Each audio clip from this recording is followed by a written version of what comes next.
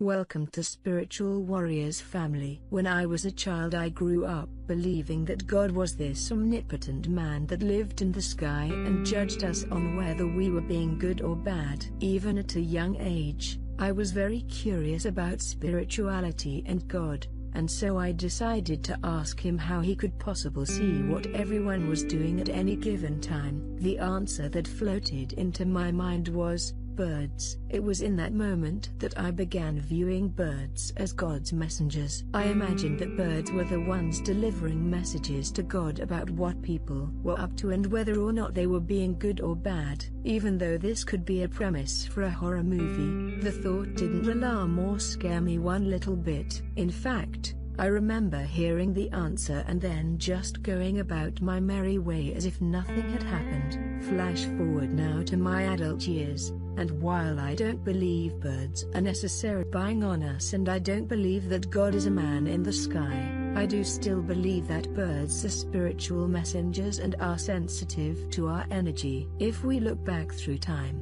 the idea of birds being spiritual messengers is not that uncommon. Angels and birds share the same looking wings, and certain birds are said to represent or bring different qualities. For example, doves are often used to represent peace, and a black crow is often used to predict a bad omen. Hummingbirds are commonly said to represent sweetness and joy, eagles are said to represent strength and power, and owls are said to represent wisdom. If you start digging, there is deep meaning and symbolism written about nearly every type of bird that you may encounter. The sacredness of birds is often linked to its ability to fly close to the heavens and to obtain wisdom from a different vantage point and level of frequency. It is also believed that birds are vessels and have the ability to receive other souls in order to pass on messages. When a loved one dies, it is said that they are able to connect with a bird's soul and ask for permission to enter its body in order to deliver a message to their loved ones on Earth. Other animals like butterflies and dragonflies also have this ability as well,